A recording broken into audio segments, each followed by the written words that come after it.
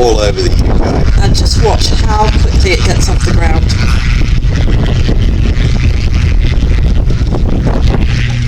And there it is. It's amazing. Right, Pete, tell us how this gyrocopter flies.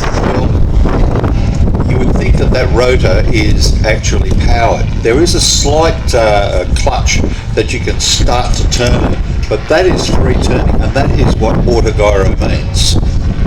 If you had a look at the rotor blades, you can see that they were canted up at an angle of about 15 degrees, and that is to obtain maximum lift. So the air, rather than a helicopter, the air is actually going up through the blades, and that is causing them to turn and give the lift.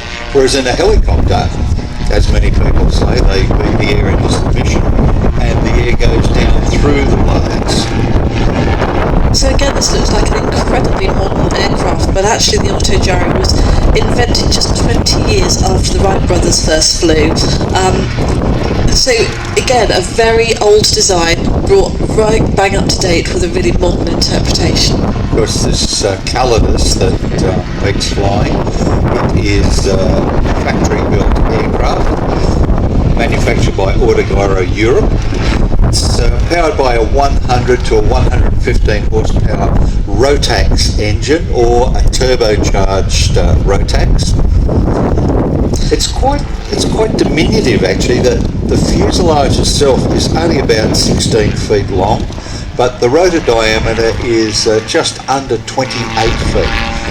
And that Rotax engine actually runs on car fuel, which is called MOGAS, as opposed to avgas, which a lot of the aircraft flying today are using. And it's super quiet because it has to conform with strict German noise regulations. And MOGAS is cheaper than avgas, so a great advantage. So Peter's been flying for over 33 years, and 23 of those has been spent flying gyrocopters. He's got over 2,500 hours spent on this aircraft type. He's been displaying the gyrocopter, which is known as a gyroplane or autogyro, for over 12 years at air shows, including the Paris Air Show, Farnborough, of course Midlands Air Festival, and also the show that we brought to Longleat last year. And he also flew down in New Zealand, brought the Calibri to them. He does a wonderful demonstration. The precision with which he can fly this aircraft, the turning radius, it can almost turn around within its own length, it seems. Beautiful, sleek construction, a very comfortable two-seat cockpit there, fully enclosed. A lot of the autogyros are open cockpit, not very weather friendly or winter friendly, but Pete can go touring in this. All modern nav gear in it, has an exceptional endurance as well, plus you can land literally on a dime. And now it's flying sideways, which is extraordinary, isn't it? That's really cool. So you could pretty much use this aircraft to tour, as you said, but also to commute to work if you needed to. That's not as silly as it sounds, because you have a look at what people are trying to put in the air now, these electric air taxis. Here you've got something which is equally as good, just using everything conventional and not having to recharge all the time.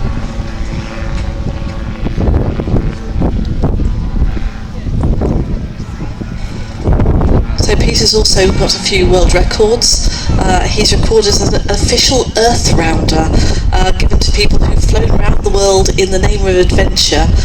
So it's he's got lots of other work records behind him. He came fourth in the long distance navigation event at the World Olympic Games for aircraft, called the World Air Games, and he also in 1994 flew in a round the world race in Tiger, a Cessna Conquest 2 turboprop aircraft. But it's extraordinary. He's definitely a man of adventure. And they got first place.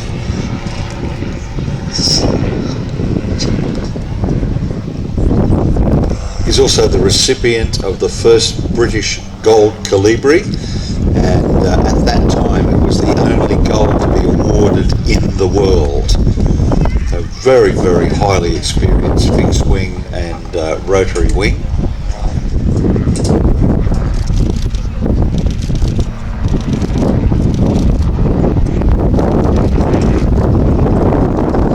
You can see the low-level manoeuvrability there. We talked about the Bell 47s. Now this, I think, will be a touch and go.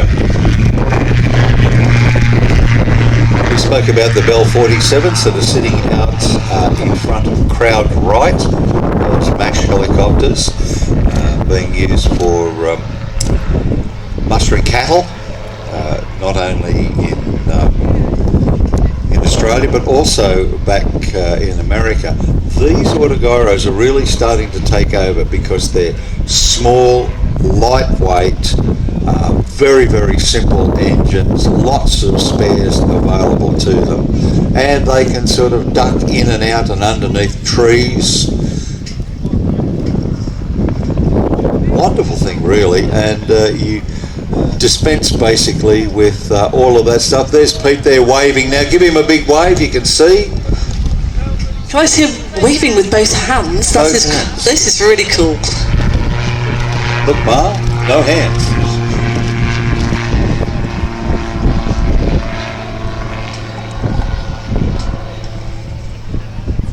I think this would be a rather cool way to travel to work.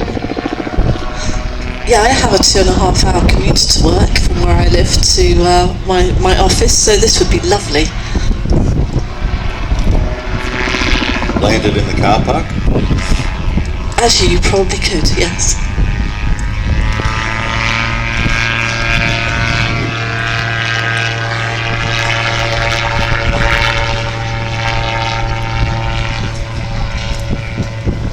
Now that rotor disc is set at an optimum angle, as I mentioned before, about 15 degrees to give maximum lift to the blades. They're angled so that they produce lift, but also the angle of the blade is set so that it speeds up to a point where it turns at a stable speed, and both drag and thrust produced by the blade are balanced. So a very, very efficient way of flying. We have to take our hats off to Juan de la Sierra for thinking about this all those years ago.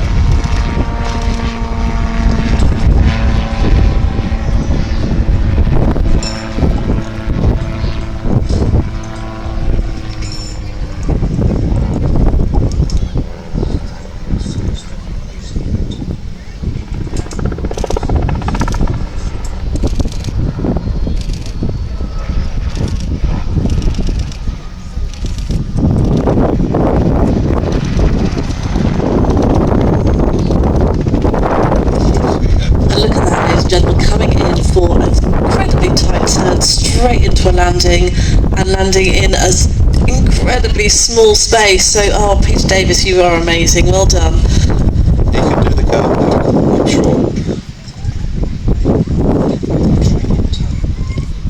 So what he's going to do is going to taxi across up in front of the crowd, and then he'll come all the way down the crowd line, giving you an opportunity to give him a wave. So he'll just wait for a moment. So he opens up the cockpit, the canopy, and then he'll be waving at you. So